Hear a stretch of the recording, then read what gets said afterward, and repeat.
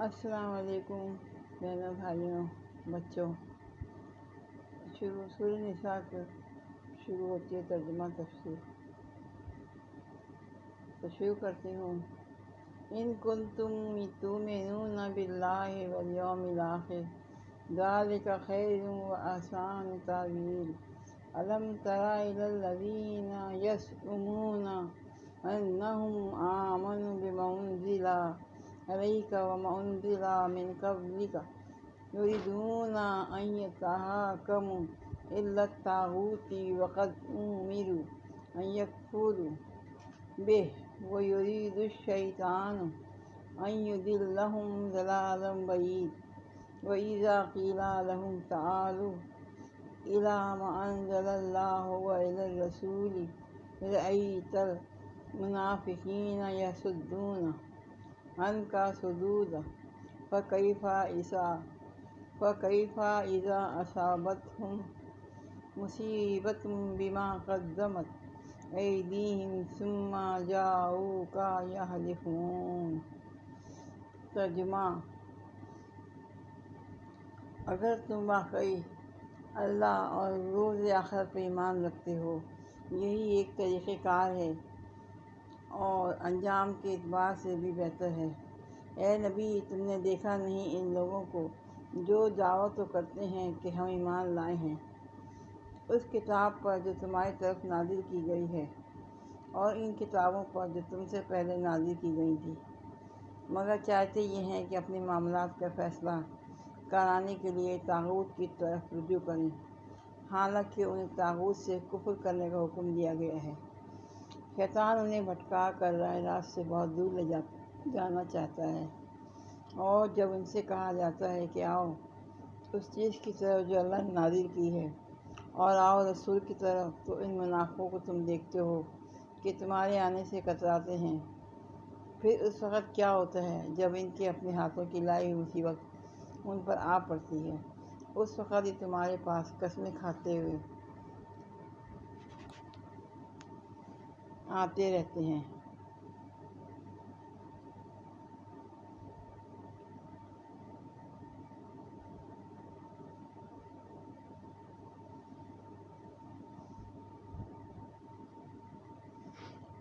قرآن مجید چونکہ محض ایک کتاب آئینی نہیں بلکہ کتاب تعلیم و تلقین، وصیفہ و ارشاد بھی ہے، اس لیے پہلے فقرے میں جو قانونی اصول بیان کیے گئے تھے، اب اس دوسرے فقرے میں ان کی حکمت و مصلحت سمجھائی جا رہی ہے۔ اس میں دو باتیں ارشاد ہوئی ہیں، ایک یہ کہ مذکورہ بالا چاروں اصولوں کی پیروی کرنا ایمان کا لازمی تقاضا ہے، مسلمان ہونے کا دعویٰ اور ان اصولوں سے انحراف، یہ دونوں چیزیں ایک جگہ جمع نہیں ہو سکتی۔ دوسرے یہ کہ ان اصولوں پر اپنے نظام زندگی کی تعمیر کرنے ہی میں مسلمانوں کی بہتری بھی ہے۔ صرف یہی ایک چیز ان کو دنیا میں صراط مستقیم پر قائم رکھ سکتی ہے، جو اسی سے ان کی عاقبت بھی درست ہو سکتی ہے۔ یہ نصیحت ٹھیک اس تقریر کے خاتمے پر ارشاد ہوئی ہے جس میں یہودیوں کی اخلاقی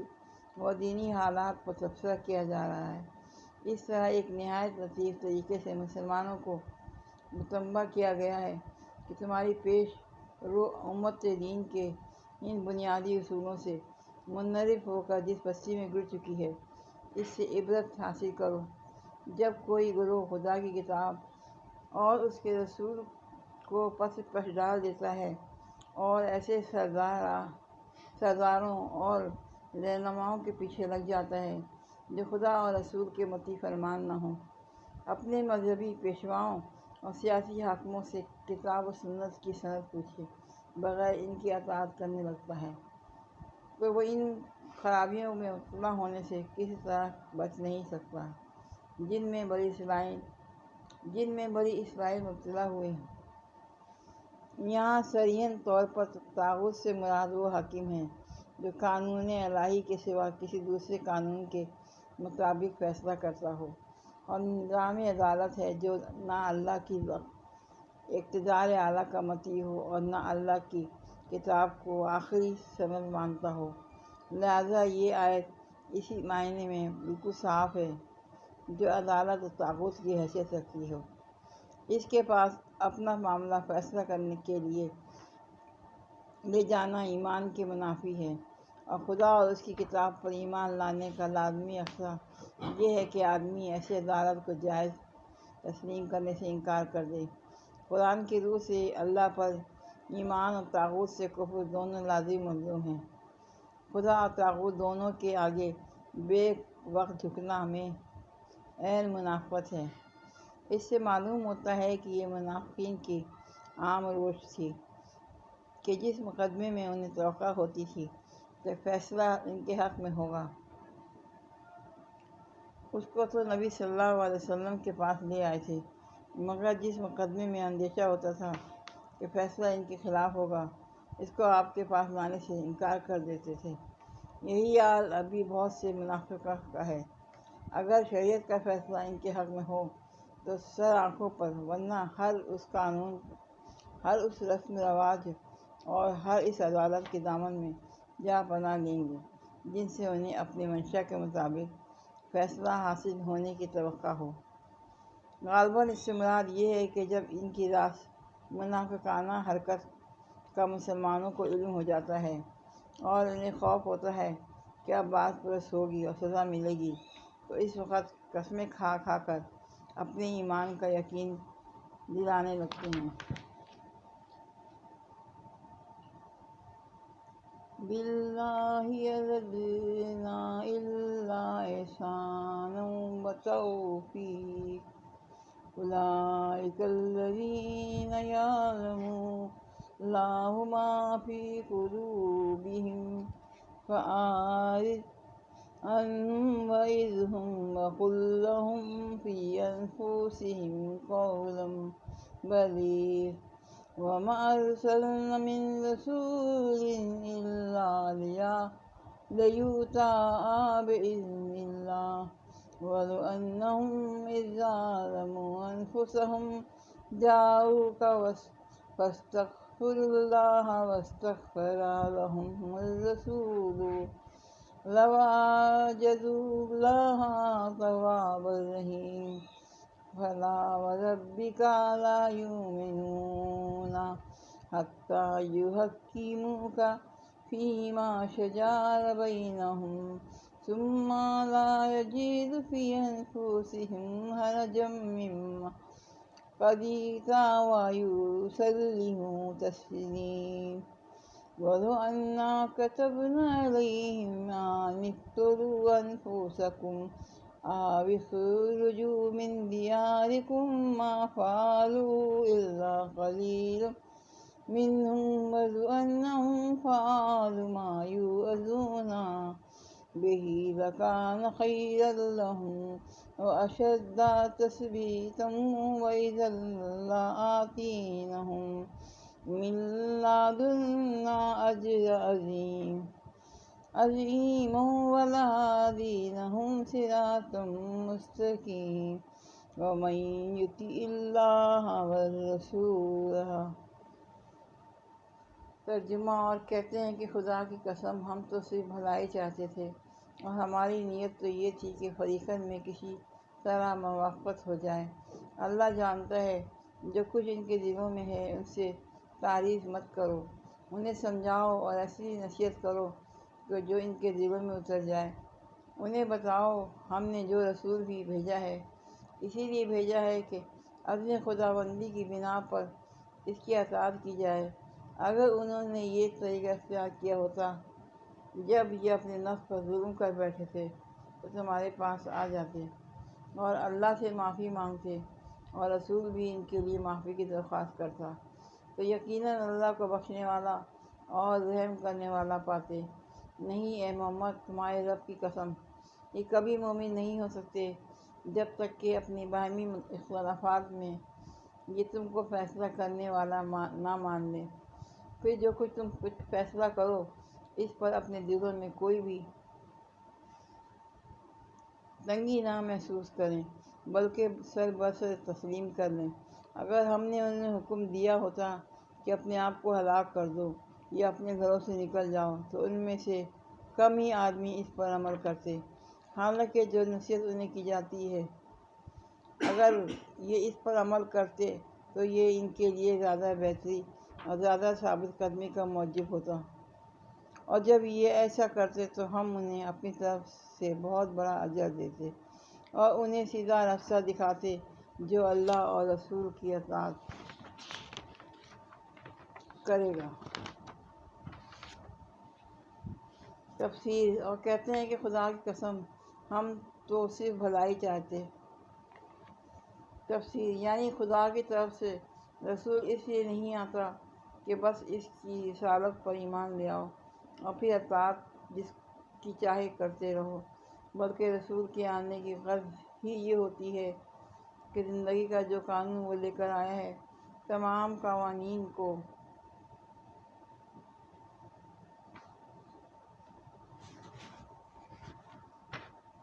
چھوڑ کر صرف اس کی پیروی کی جائے، اور خدا کی طرف سے جو احکام دیتا ہے تمام احکام کو چھوڑ کر صرف انہی پر عمل کیا جائے۔ اگر کسی نے یہی نہ کیا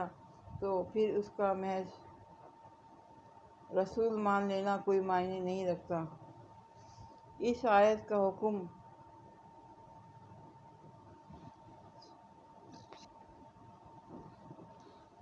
جو کچھ اللہ کی طرف سے نبی صلی اللہ علیہ وسلم لائے ہیں اور جس طریقے پر اللہ کی ہدایت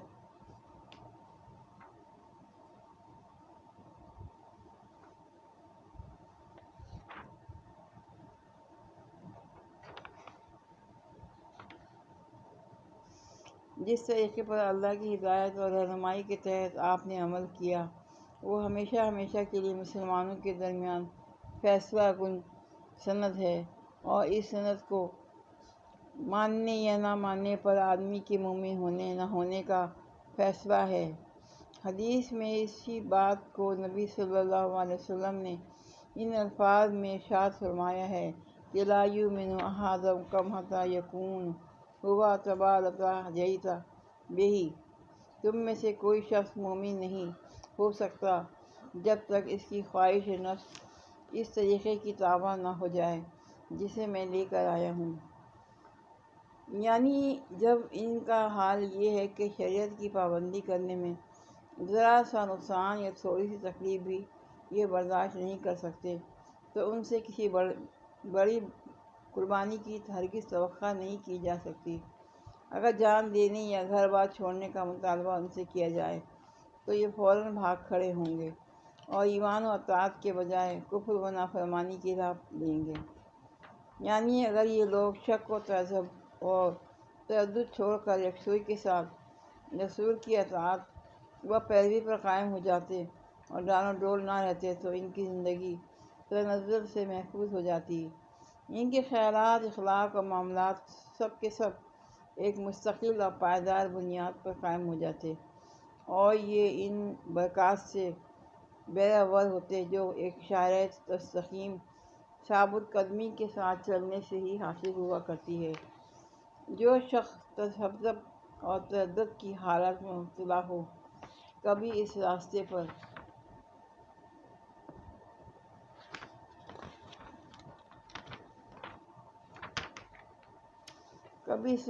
چلے وَأُولَٰئِکَ مَعَ الَّذِینَ أَنْعَمَ اللَّهُ عَلَیْہِم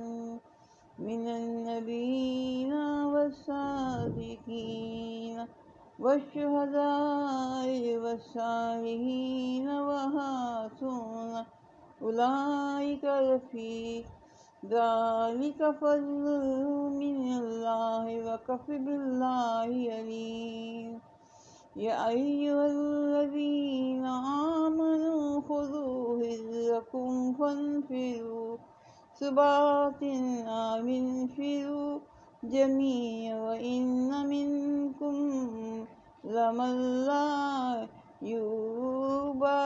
ليبطئن وإن أصابتكم مصیبة قال قد أنعم الله علي إذ لم أكن معهم شهيدا ولئن أصابكم فضل من الله ليقولن تکم بینکم۔ ترجمہ: وہ ان لوگوں کے ساتھ ہوگا جن پر اللہ نے انعام فرمایا ہے، یعنی انبیاء اور صادقین اور شہداء اور صالحین۔ کیسے اچھے ہیں یہ رفیق جو کسی کو میسر آئیں۔ یہ حقیقی فضل ہے جو اللہ کی طرف سے ملتا ہے، اور حقیقت جاننے کے لیے بس اللہ ہی کا علم کافی ہے۔ اے لوگو جو ایمان لائے ہو، مقابلے کے لیے ہر وقت تیار رہو۔ پھر جیسا موقع ہو الگ الگ دوستوں کی شکل میں نکلو یا اکٹھے ہو کر۔ ہاں، تم میں کوئی آدمی ایسا بھی ہے جو لڑائی سے جی چراتا ہے۔ اگر تم پر کوئی مصیبت آئے تو کہتا ہے، اللہ نے مجھ پر بڑا فضل کیا کہ میں ان لوگوں کے ساتھ نہ گیا۔ اور اگر اللہ کی طرف سے تم پر فضل ہو تو کہتا ہے، اور اس طرح کہتا ہے کہ گویا تمہارے اور اس کے درمیان محبت کا تو کوئی تعلق ہی نہیں تھا۔ تفسیر: اور کبھی اس راستے پر اطمینان کسی راستے کے بھی صحیح ہونے پر اسے حاصل نہ ہو۔ اس کی ساری زندگی نقش برآب کی طرح بسر ہوتی ہے اور صحیح لاشیں بن کر رہ جاتی ہے۔ یعنی جب تک وہ شک چھوڑ کر ایمان و یقین کے ساتھ رسول کی اطاعت کا فیصلہ کر لیتے تو اللہ کے فضل سے اس کے سامنے صحیح و عمل کا سیدھا راستہ بالکل روشن ہو جاتا۔ انہیں صاف نظر آ جاتا کہ وہ اپنی قوتیں اور محنتیں کس راہ میں صرف کریں جس سے ان کا ہر قدم اپنی حقیقی منزل مقصود کی طرف اٹھے۔ صدیق سے مراد وہ شخص ہے جو نہایت راست باز ہو، جس کے اندر صداقت پسندی اور حق پرستی کمال درجے پر ہو، جو اپنے معاملات اور برتاؤ میں ہمیشہ سیدھا اور صاف طریقہ اختیار کرے، جب ساتھ دے تو حق اور انصاف ہی کے ساتھ دے اور سچے دل سے دے، اور جس چیز کو حق کے خلاف پائے اس کے مقابلے میں ڈٹ کر کھڑا ہو جائے اور ذرا کمزوری نہ دکھائے، جس کی سیرت ایسی ستھری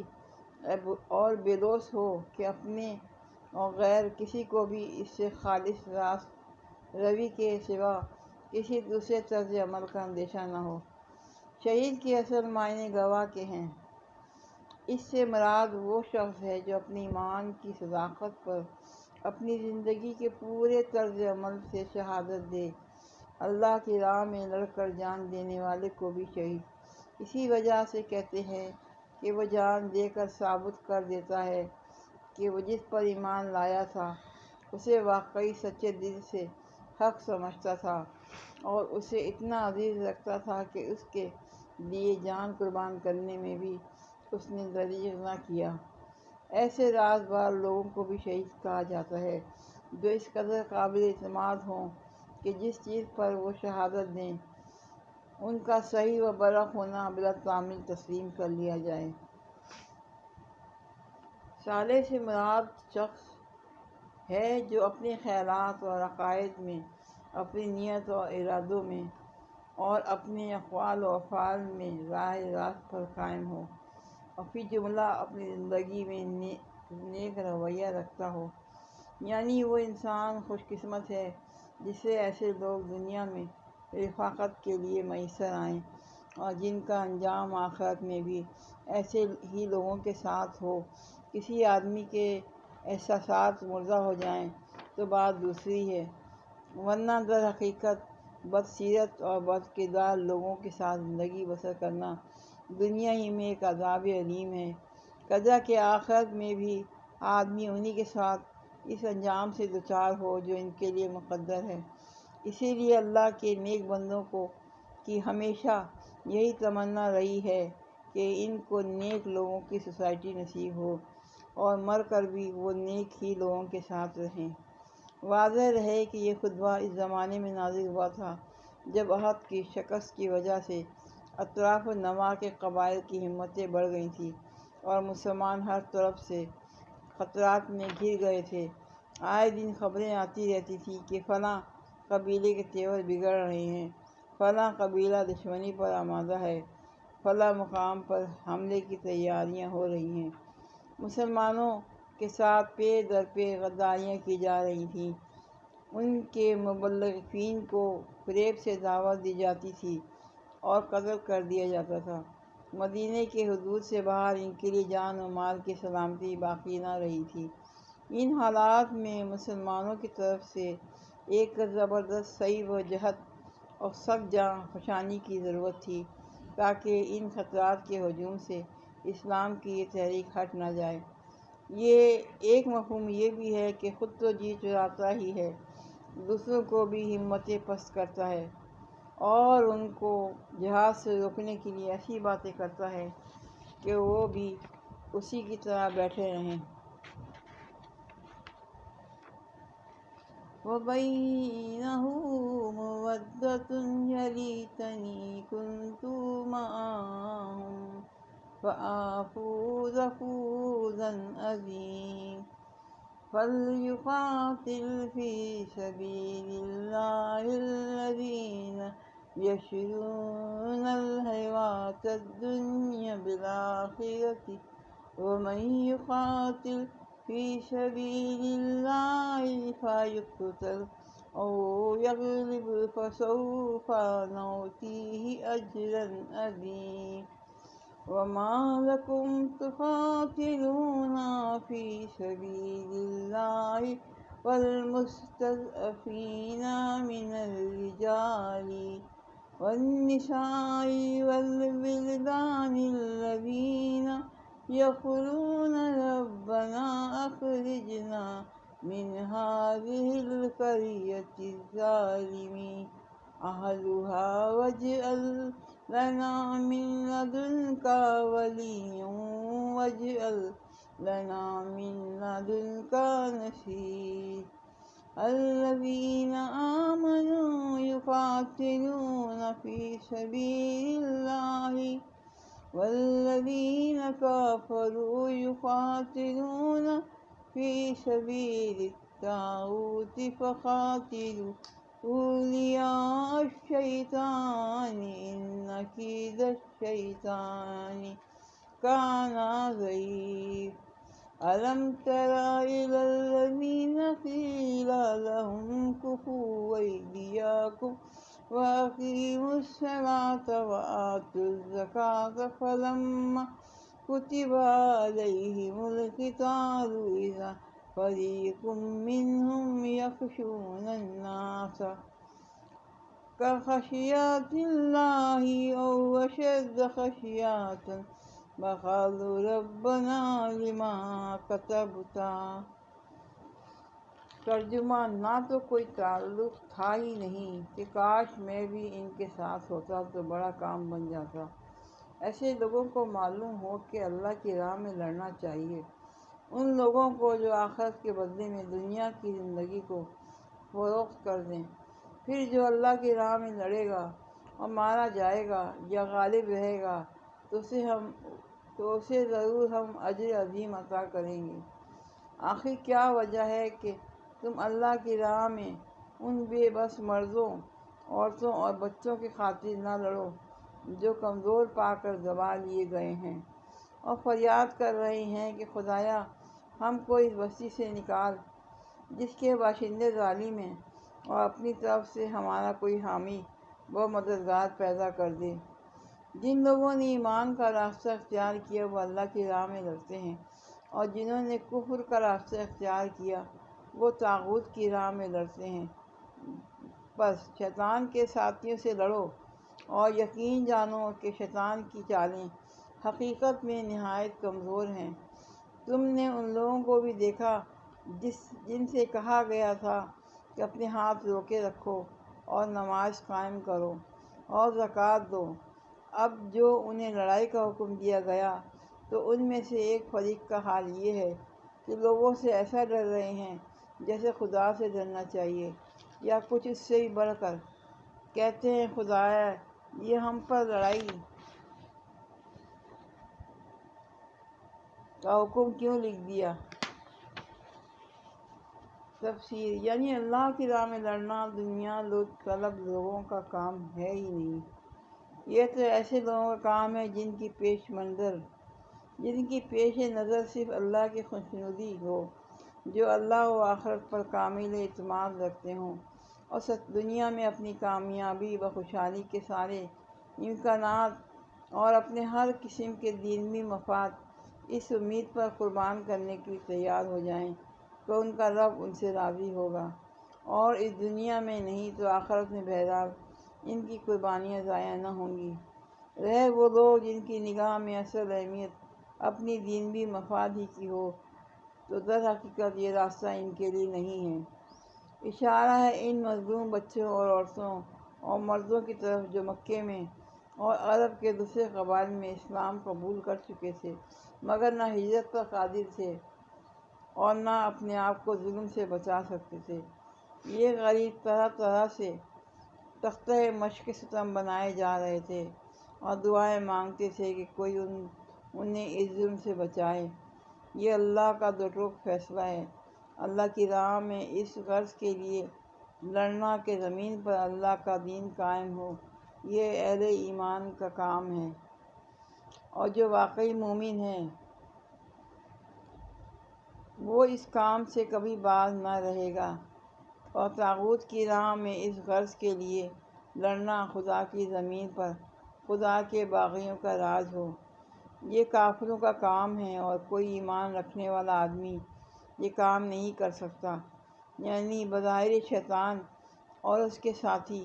بڑی تیاریوں سے اٹھتے ہیں اور بڑی زبردست چالیں چلتے ہیں، لیکن اہل ایمان کو نہ ان کی تیاریوں سے خوف زدہ ہونا چاہیے اور نہ ان کی چالوں سے۔ آخر کار ان کا انجام ناکامی ہے۔ اس آیت کے 3 مفہوم ہیں اور تینوں اپنی اپنی جگہ صحیح ہیں۔ علینا الختام لولا اخرتنا الی اجل قریب قل متاع الدنیا قلیل والآخرۃ خیر لمن اتقی ولا تظلمون فتیلا اینما تکونوا یدرککم الموت ولو کنتم فی بروج مشیدۃ وإن تصبهم حسنات یقولوا هذه من عند اللہ وإن تصبهم سیئات یقولوا هذه من عندک قل کل من عند اللہ فما لہؤلاء القوم لا یکادون یفقہون حدیث ما اصابکم من حسنات فمن اللہ وما اصابک من سیئات فمن نفسک وارسلناک للناس رسولا وکفی باللہ شہیدا ومن یطع الرسول فقد اطاع اللہ ومن تولی فما ارسلناک علیہم حفیظ۔ ترجمہ: کیوں نہ ہمیں ابھی کچھ اور مہلت دی، ان سے کہو دنیا کا سرمایہ زندگی تھوڑا ہے اور آخرت ایک خدا ترس انسان کے لیے زیادہ بہتر ہے، اور تم پر ظلم ایک شمع برابر بھی نہ کیا جائے گا۔ رہی موت تو جہاں بھی تم ہو وہ بہر تمہیں آ کر رہے گی، خواہ تم کیسی ہی مضبوط عمارتوں میں ہو۔ اگر انہیں کوئی فائدہ پہنچاتا ہے تو کہتے ہیں یہ اللہ کی طرف سے ہے، اور اگر کوئی نقصان پہنچاتا ہے تو کہتے ہیں یہ تمہاری بدولت ہے۔ کہو سب کچھ اللہ ہی کی طرف سے ہے۔ آخر ان لوگوں کو کیا ہو گیا ہے کہ کوئی بات ان کی سمجھ میں نہیں آتی۔ اے انسان، تجھے جو بھلائی بھی حاصل ہوتی ہے اللہ کی عنایت سے ہوتی ہے، اور جو مصیبت تجھ پر آتی ہے وہ تیرے اپنے قسم و عمل کی بدولت ہے۔ اے محمد، ہم نے تم کو لوگوں کے لیے رسول بنا کر بھیجا ہے، اور اس پر خدا کی گواہی کافی ہے۔ جس نے رسول کی اطاعت کی اس نے دراصل خدا کی اطاعت کی، اور جو منہ موڑ گیا وہ بہرحال ہم نے تمہیں ان لوگوں پر پاسباں بنا کر تو نہیں بھیجا ہے۔ تفسیر: ایک مفہوم یہ ہے کہ پہلے یہ لوگ خود جنگ کے لیے بیتاب تھے، بار بار کہتے تھے کہ صاحب ہم پر ظلم کیا جا رہا ہے، ہمیں ستایا جا رہا ہے، مارا جاتا ہے، گالیاں دی جاتی ہیں، آخر ہم کب تک صبر کریں؟ ہمیں مقابلے کی اجازت دی جائے۔ اس وقت ان سے کہا جاتا ہے کہ صبر کرو اور نماز و زکوٰۃ سے ابھی اپنے نفس کی اصلاح کرتے رہو، تو صبر و برداشت کا حکم ان پر شاپ گزرتا تھا۔ مگر اب جو لڑائی کا حکم دے دیا گیا تو انہیں تقاضا کرنے والوں میں سے ایک گروہ دشمنوں کا ہجوم اور جنگ کے خطرات دیکھ دیکھ کر سہما جا رہا ہے۔ دوسرا مفہوم یہ ہے کہ جب تک مطالعہ نماز اور زکوٰۃ ایسے ہی بے خطر کا مول تھا، کاموں کا تھا اور جانیں لڑانے کا کوئی سوال درمیان میں نہ آیا، تو یہ لوگ پکے دیندار تھے۔ مگر اب جو حق کی خاطر جان جوکھوں کا کام شروع ہوا تو ان پر لرزہ طاری ہونے لگا۔ تیسرا مفہوم یہ ہے کہ پہلے تو لوٹ گھسوٹ اور نفسانی لڑائیوں کے لیے ان کی تلوار ہر وقت دنیا نیام سے نکل پڑتی تھی اور رات دن کا مشغلہ یہی جنگ و بیکار تھا۔ اس وقت انہیں خون ریزی سے ہاتھ روکنے اور نماز و زکوٰۃ سے نفس کی اصلاح کرنے کے لیے کہا گیا۔ اب جو خدا کے لیے تلوار اٹھانے کا حکم دیا گیا تو وہ لوگ جو نفس کی خاطر لڑنے میں شیر دل تھے، خدا کی خاطر لڑنے میں بزدل بنے جاتے ہیں، اور وہ دست شمشیر زن جو نفس و شیطان کی راہ میں بڑی تیزی دکھاتا تھا، اب خدا کی راہ میں شل ہوا جاتا ہے۔ یہ تینوں مفہوم مختلف قسم کے لوگ پر یکساں ہوتے ہیں، اور آیات کے الفاظ ایسے جامع ہیں کہ تینوں پر یکساں ملاحت کرتے ہیں۔ یعنی اگر تم خدا کے دین کی خدمت بجا لاؤ اور اس کی راہ میں جاں دکھاؤ تو یہ ممکن نہیں کہ خدا کے ہاں تمہارا اجر ضائع ہو جائے۔ یعنی جب فتح و ظفر کا اور کامیابی و سرخروئی نصیب ہوتی ہے تو اسے اللہ کا فضل قرار دیتے ہیں اور بھول جاتے ہیں کہ اللہ نے ہی ان پر فضل نبی ہی کے ذریعے سے فرمایا ہے۔ مگر جب خود اپنی غلطیوں اور کمزوریوں کے سبب سے کہیں شکست ہوتی ہے اور بڑھتے ہوئے قدم پیچھے پڑنے لگتے تو سارا الزام نبی کے سر تھوپتے ہیں اور خود بری زماں ہونا چاہتے ہیں۔ وَيَقُولُونَ طَاعَةٌ فَإِذَا بَرَزُوا مِنْ عِنْدِكَ بَيَّتَ طَائِفَةٌ مِّنْهُمْ غَيْرَ الَّذِي تَقُولُ وَاللَّهُ يَكْتُبُ مَا يُبَيِّتُونَ فَأَعْرِضْ عَنْهُمْ وَتَوَكَّلْ عَلَى اللَّهِ وَكَفَى بِاللَّهِ وَكِيلًا۔ أَفَلَا يَتَدَبَّرُونَ الْقُرْآنَ وَلَوْ كَانَ مِنْ عِنْدِ غَيْرِ اللَّهِ لَوَجَدُوا فِيهِ اخْتِلَافًا كَثِيرًا وَإِذَا جَاءَهُمْ أَمْرٌ مِّنَ الْأَمْنِ أَوِ الْخَوْفِ أَذَاعُوا بِهِ بَلْ رَدُّوا إِلَى الرَّسُولِ وَإِلَى أُولِي الْأَمْرِ مِنْهُمْ لَعَلِمَهُ الَّذِينَ يَسْتَنبِطُونَ مِنْهُمْ وَلَوْلَا فَضْلُ اللَّهِ عَلَيْكُمْ وَرَحْمَتُهُ لَاتَّبَعْتُمُ الشَّيْطَانَ إِلَّا قَلِيلًا فَقَاتِلْ فِي سَبِيلِ اللَّهِ لَا تُكَلَّفُ إِلَّا نَفْسَكَ وَحَرِّضِ الْمُؤْمِنِينَ عَسَى اللَّهُ أَن يَكُفَّ بَأْسَ الَّذِينَ كَفَرُوا وَاللَّهُ أَشَدُّ بَأْسًا وَأَشَدُّ تَنكِيلًا مَن يَشْفَعْ شَفَاعَةً حَسَنَةً يَكُن لَّهُ نَصِيبٌ مِّنْهَا۔ ترجمہ: وہ منہ پر کہتے ہیں کہ ہم مطیع فرمان ہیں، مگر جب تمہارے پاس سے نکلتے ہیں تو ان میں سے ایک گروہ راتوں کو جمع ہو کر تمہاری باتوں کے خلاف مشورے کرتا ہے۔ اللہ ان کی یہ ساری سرگوشیاں لکھ رہا ہے۔ تم ان کی پرواہ نہ کرو اور اللہ پر بھروسہ رکھو، وہی بھروسے کے لیے کافی ہیں۔ کیا یہ لوگ قرآن پر غور نہیں کرتے؟ اگر یہ اللہ کے سوا کسی اور کی طرف سے ہوتا تو تو اس میں بہت کچھ اختلاف بیانی پائی جاتی۔ یہ لوگ جہاں کوئی اطمینان بخش یا خوفناک خبر سن پاتے ہیں اسے لے کر پھیلا دیتے ہیں، حالانکہ اگر یہ اسے رسول اپنی جماعت کے ذمے اصحاب تک پہنچائیں تو ایسے لوگوں کے علم میں آ جائے جو ان کے درمیان اس بات کی صلاحیت رکھتے ہیں کہ اس سے صحیح نتیجہ اخذ کر سکیں۔ تم لوگوں پر اللہ کی مہربانی اور رحمت نہ ہوتی تو تمہاری کمزوریاں ایسی تھیں کہ معدود چند کے سوا تم سب شیطان کے پیچھے لگ گئے ہوتے۔ بس اے نبی، تم اللہ کی راہ میں لڑو، تم اپنی ذات کے سوا کسی اور کے لیے ذمہ دار نہیں ہو۔ البتہ اہل ایمان کو لڑنے کے لیے اکساؤ، بعید نہیں کہ اللہ کافروں کا زور توڑ دے۔ اللہ کا زور سب سے زیادہ زبردست اور اس کی سزا سب سے زیادہ سخت ہے۔ جو بھلائی کی سفارش کرے گا وہ اس میں سے حصہ پائے گا۔ تفسیر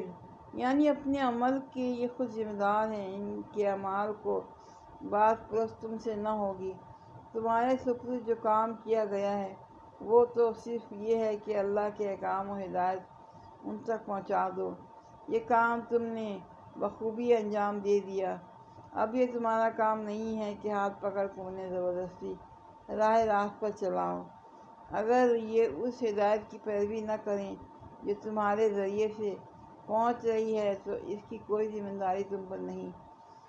تم سے یہ نہیں پوچھا جائے گا کہ یہ لوگ کیوں نافرمانی کرتے تھے۔ منافق اور ضعیف الایمان لوگوں کی جس روش پر اوپر کی آیتوں میں تنبیہ کی گئی ہے، اس کی بڑی اور اصلی وجہ یہ تھی کہ انہیں قرآن کے من جانب اللہ ہونے میں شک تھا۔ انہیں یقین نہ آتا تھا کہ رسول پر واقعی وحی اترتی ہے، اور یہ جو کچھ ہدایت آ رہی ہیں براہ راست خدائی کے پاس سے آ رہی ہیں۔ اس لیے ان کی منافقانہ روش پر ملامت کرنے کے بعد اب فرمایا جا رہا ہے کہ یہ لوگ قرآن پر غور ہی نہیں کرتے، ورنہ یہ کلام تو خود شہادت دے رہا ہے کہ یہ خدا کسی کے سوا کسی دوسرے کا کلام نہیں ہو سکتا۔ کوئی انسان اس بات پر قادر نہیں ہے کہ سالے سال تک وہ مختلف حالات میں مختلف مواقع پر مختلف مضامین پر تقریریں کرتا رہے اور اول سے آخر تک اس کی ساری تقریریں ایسی ہموار یک رنگ متناسب سا مجموعہ بن جائیں جس کا کوئی جز دوسرے جز سے متصادم نہ ہو، جس میں تبدیلی رائے کا کہیں نشان تک نہ ملے، جس میں متکلم کے نفس کی مختلف کیفیات اپنے مختلف رنگ نہ دکھائیں دیں، اور جس پر کبھی نظر ثانی تک کی ضرورت پیش نہ آئے۔ وہ چونکہ ہنگامے کا موقع تھا اس لیے ہر طرف افواہیں اڑ رہی تھیں، کبھی خطرے کی بے بنیاد مبالغہ آمیز اطلاع آتی اور ان سے یکایک مدینہ اور ان کے اطراف میں پریشانی پھیل جاتی، کبھی کوئی چالاک دشمن کسی واقعی خطرے کو چھپانے کے لیے اطمینان بخش خبریں بھیج دیتا اور لوگ انہیں سن کر غفلت میں مبتلا ہو جاتے۔ ان افواہوں میں وہ لوگ بڑی دلچسپی لیتے تھے جو محض ہنگامہ پسند تھے، جن کے لیے اسلام اور جاہلیت کا یہ معرکہ کوئی سنجیدہ معاملہ نہ تھا، جنہیں کچھ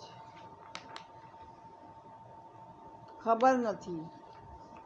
وَمَن يَشْفَعْ شَفَاعَةً سَيِّئَةً يَكُن لَّهُ كِفْلٌ مِّنْهَا وَكَانَ اللَّهُ عَلَىٰ كُلِّ شَيْءٍ رَقِيبًا۔ وَإِذَا حُيِّيتُم بِتَحِيَّةٍ فَحَيُّوا بِأَحْسَنَ مِنْهَا أَوْ رُدُّوهَا إِنَّ اللَّهَ كَانَ عَلَىٰ كُلِّ شَيْءٍ حَسِيبًا۔ اللَّهُ لَا إِلَٰهَ إِلَّا هُوَ لَيَجْمَعَنَّكُمْ إِلَىٰ يَوْمِ الْقِيَامَةِ لَا رَيْبَ فِيهِ وَمَنْ أَصْدَقُ مِنَ اللَّهِ حَدِيثًا۔ فَمَا لَكُمْ مِنَ الْمُنَافِقِينَ نافیاتین واللہ ارکسہم بما کسبوا۔ ترجمہ: جو برائی کی سفارش کرے گا اور اس میں سے حصہ پائے گا، اللہ ہر چیز پر نظر رکھنے والا ہے۔ اور جب کوئی احترام کے ساتھ تمہیں سلام کرے تو اس کو اس سے بہتر طریقے کے ساتھ جواب دو۔ کم از کم اسی طرح اللہ ہر چیز کا حساب لینے والا ہے۔ اللہ وہ ہے جس کے سوا کوئی خدا نہیں، اور تم سب کو اس قیامت کے دن جمع کرے گا جس کے آنے میں کچھ شبہ نہیں، اور اللہ کی بات سے بڑھ کر سچی بات اور کس کی ہو سکتی ہے۔ پھر یہ تمہیں کیا ہو گیا ہے کہ منافقین کے بارے میں تمہارے درمیان دو رائیں پائی جاتی ہیں، حالانکہ جو برائیاں انہوں نے کمائی ہیں ان کی بدولت اللہ انہیں الٹا پھیر چکا ہے۔ تفسیر: اس قسم کی غیر ذمہ دارانہ افواہیں پھیلانے کے نتائج کس قدر دور رس ہوتے ہیں۔ ان کے کان میں جہاں کوئی بھنک پڑ جاتی ہے اسے لے کر جگہ جگہ پھونکتے پھرتے تھے۔ انہی لوگوں کی اس آیت میں لرزش کی گئی ہے اور انہیں سختی کے ساتھ متنبہ فرمایا گیا ہے کہ افواہیں پھیلانے سے باز رہیں اور ہر خبر جو ان کو پہنچنے اسے ذمہ دار لوگوں تک پہنچا کر خاموش ہو جائیں۔ یعنی یہ اپنی اپنی پسند اور اپنا اپنا نصیب ہے کہ کوئی خدا کی راہ میں کوشش کرے اور حق کو سر بلند کرنے کے لیے لوگوں کو ابھارے اور اس کا اجر پائے، اور کوئی خدا کے بندوں کی غلط فہمیوں میں ڈالنے اور ان کی ہمتیں پست کرنے اور انہیں لائے کلام اللہ کی صحیح جدوجہد سے باز رکھنے میں اپنی قوت صرف کرے اور اس کی سزا کا مستحق بنے۔ اس وقت مسلمانوں اور غیر مسلموں کے تعلقات نہایت کشیدہ ہو رہے تھے۔ جیسا کہ تعلقات کی کشیدگی میں ہوا کرتا ہے، اس بات کا اندیشہ تھا کہ کہیں مسلمان دوسرے لوگوں کے ساتھ کچھ خلقی سے پیش آنے لگیں۔ اس لیے انہیں ہدایت کی گئی کہ یہ تمہارے ساتھ احترام کا برتاؤ کرے، اس کے ساتھ تم بھی ویسے ہی بلکہ اس سے زیادہ احترام سے پیش آؤ۔ شائستگی کا جواب شائستگی ہی ہے، بلکہ تمہارا منصب یہ ہے کہ دوسروں سے بڑھ کر شائستہ بنو۔ ایک داعی و مبلغ گروہ کے لیے جو دنیا کو براہ راست پر لانے اور مسئلے کے حق کی طرف دعوت دینے کے لیے اٹھا، درش مزاجی، درش روئی اور تلخ کلامی مناسب نہیں ہے۔ اس سے نفس کی تسکین تو ہو جاتی ہے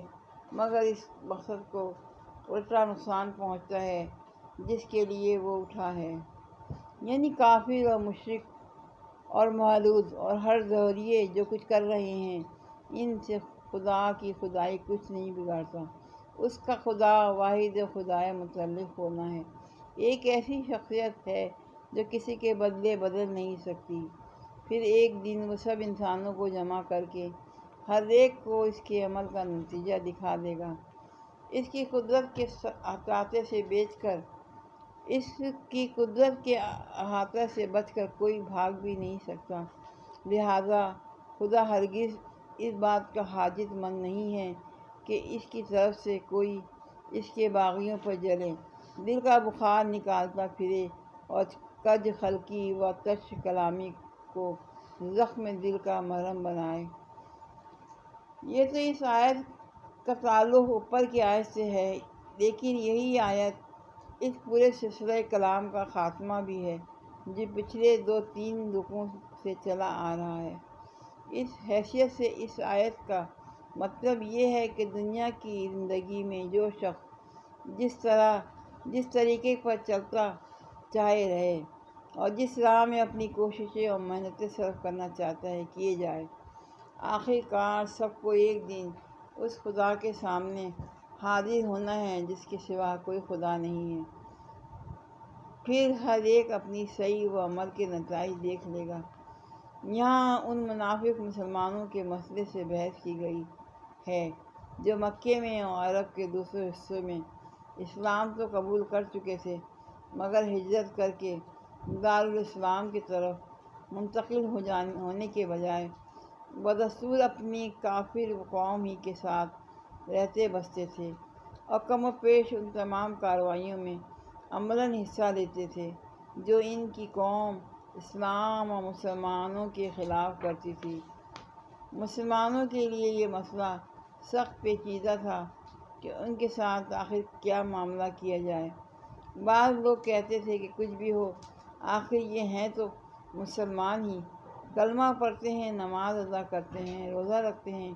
قرآن کی تلاوت کرتے ہیں، ان کے ساتھ کفار کا سا معاملہ کیسے کیا جا سکتا ہے؟ اللہ تعالیٰ نے اس رکوع میں اسی اصطلاح کا فیصلہ فرما دیا ہے۔ اس موقع پر ایک بات کو واضح طور پر سمجھ لینا ضروری ہے، ورنہ اندیشہ ہے کہ نہ صرف اس مقام کو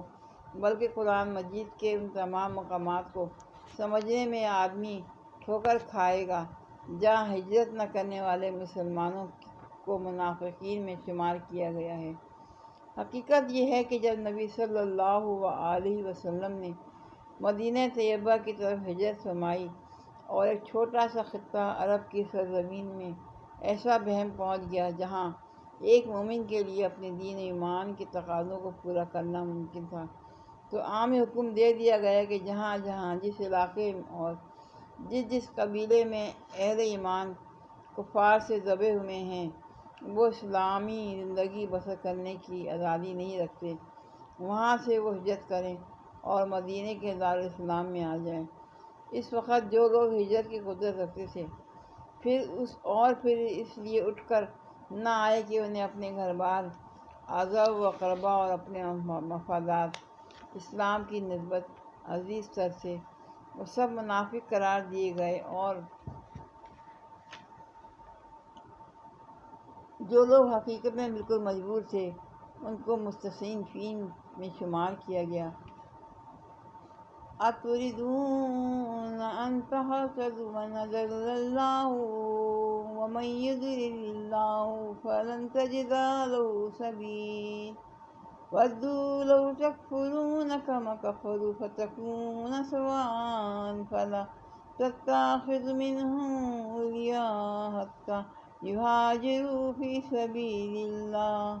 فَإِن تَوَلَّوْا فَخُذُوهُمْ وَاقْتُلُوهُمْ حَيْثُ وجدتموهم ولا تتخذوا منهم وليا ولا نصيرا إلا الذين يصلون إلى قوم بينكم وبينهم ميثاق أو جاءوكم حاصرت صدورهم أن يقاتلوكم أو يقاتلوا قومهم ولو شاء الله لسلطهم عليكم فلقاتلوكم وإن اعتزلوكم فلم يقاتلوكم وألقوا عليكم السلام فما جعل الله لكم عليهم سبيلا ستجدون آخرين يريدون أن يأمنوكم ويأمنوا قومهم كلما ردوا إلى الفتنة أركسوا فيها فإن لم يعتزلوكم ويلقوا عليكم السلام ويكفوا أيديهم فخذوهم واقتلوهم حيث ثقفتموهم أولئكم۔ ترجمہ: کیا تم چاہتے ہو کہ جسے اللہ نے ہدایت نہیں بخشی اسے تم ہدایت بخش دو، حالانکہ جس کو اللہ نے راستے سے ہٹا دیا اس کے لیے تم کوئی راستہ نہیں پا سکتے؟ وہ تو یہ چاہتے ہیں کہ جس طرح وہ خود کافر ہیں اسی طرح تم بھی کافر ہو جاؤ تاکہ تم اور وہ سب یکساں ہو جائیں، لہٰذا ان میں سے کسی کو اپنا دوست نہ بناؤ جب تک کہ وہ اللہ کی راہ میں ہجرت کر کے نہ آ جائیں، اور اگر وہ ہجرت سے باز رہیں تو جہاں پاؤ انہیں پکڑو اور قتل کر دو، اور ان میں سے کسی کو اپنا دوست اور مددگار نہ بناؤ۔ البتہ وہ منافق اس حکم سے مستثنی ہیں جو کسی ایسی قوم سے جا ملیں جن کے ساتھ تمہارا معاہدہ ہے، اسی طرح وہ منافق بھی مستثنی ہیں جو تمہارے پاس آتے ہیں اور لڑائی سے دل بچتا ہیں، نہ تم سے لڑنا چاہتے ہیں نہ اپنی قوم سے۔ اللہ چاہتا ہے تو ان کو تم پر مسلط کر دیتا ہے، وہ بھی تم سے لڑتے، لہذا اگر وہ تم سے کنارہ کش ہو جائیں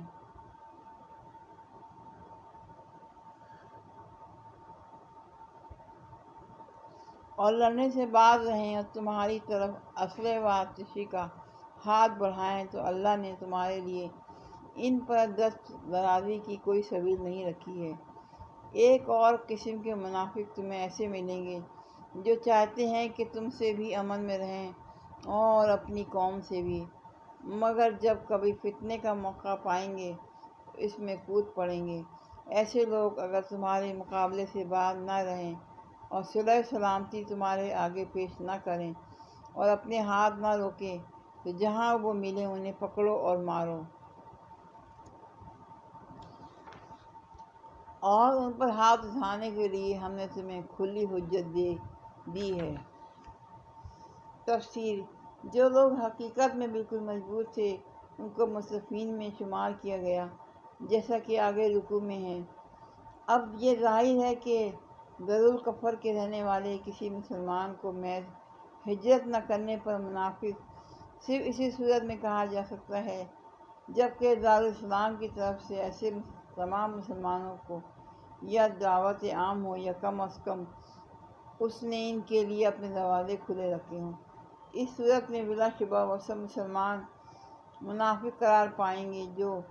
دارالکفر کو دارالاسلام بنانے کی کوئی صحیح بھی نہ کر رہے ہوں اور استطاعت کے باوجود ہجرت بھی نہ کریں، لیکن اگر دارالاسلام کی طرف سے نہ تو دعوت ہی ہو اور نہ اس نے اپنے دروازے ہی مہاجرین کے لیے کھلے رکھے ہوں تو اس صورت میں صرف ہجرت نہ کرنا کسی شخص کو منافق نہ بنا دے گا، بلکہ وہ منافق صرف اس وقت کہلائے گا جب کہ فی المواقع کوئی منافقانہ کام کرے، یعنی جس دو رنگی اور مسلط پرستی اور ترجیح دنیا و آخرت کا اکتساب انہوں نے کیا ہے، اس کی بدولت اللہ نے انہیں اسی طرف پھیر دیا ہے جس طرف سے یہ آئے ہیں۔ انہوں نے کفر سے نکل کر اسلام کی طرف پیش قدمی کی، نہ زور تھی، مگر اس سرحد میں آنے اور ٹھہرنے کے لیے یکسو ہو جانے کی ضرورت تھی، ہر اس مفاد کو قربان کر دینے کی ضرورت تھی جو اسلامی ایمان کے مفاد سے ٹکراتا ہو، اور آخرت پر ایسے یقین کی ضرورت تھی جس کی بنا پر آدمی اطمینان کے ساتھ اپنی دنیا کا قربان کر سکتا ہو۔ یہ ان کو گوارا نہ ہوا، اس لیے جدھر سے آئے تھے الٹے پاؤں ادھر ہی واپس چلے گئے۔ اب ان کے معاملے میں اختلاف کا کون سا موقع باقی ہے؟ یہ حکم منافق مسلمانوں کا ہے جو برسر جنگ کا فرقوم سے تعلق رکھتے ہوں اور اسلامی حکومت کے خلاف مانع کارروائیوں میں عملاً حصہ لیں۔ اس حکم سے نہیں ہے کہ انہیں دوست اور مددگار نہ بنایا جائے، بلکہ اس حکم سے ہے کہ انہیں پکڑا اور مارا جائے۔ جعلنا لکم علیہم سلطانا مبینا وما کان لمؤمن ان یقتل مؤمنا الا خطأ ومن قتل مؤمنا خطأ فتحرير رقبة مؤمنة ودية مسلمات إلى أهله إلا أن يصدقوا فإن كان من قوم عدو لكم وهو مؤمن فتحرير رقبة مؤمنات۔ ترجمہ: ہاتھ اٹھانے کے لیے ہم نے تمہیں کھلی حجت دے دی ہے۔ کسی مومن کا یہ کام نہیں کہ دوسرے مومن کو قتل کرے الا یہ کہ اسے چوک ہو جائے، اور جو شخص کسی مومن کو غلطی سے قتل کر دے تو اس کا کفارہ یہ ہے کہ ایک مومن کو غلامی سے آزاد کرے اور مقتول کے ورثاؤں کو خوں بہا دے اللہ یہ کہ وہ خوبہ معاف کر دیں، لیکن اگر وہ مسلمان مقتول کسی ایسی قوم سے تھا جس سے تمہاری دشمنی ہو تو اس کا کفارہ ایک مومن غلام آزاد کرتا ہے۔ اگر یہ واجب القتل منافق کسی ایسی کافی قوم کی حدود میں جا پناہ لیں جن کے ساتھ اسلامی حکومت کا معاہدہ ہو چکا ہے تو اس کے علاقے میں اس کا تعاقب نہ کیا جائے گا اور نہ ہی یہ جائز ہوگا۔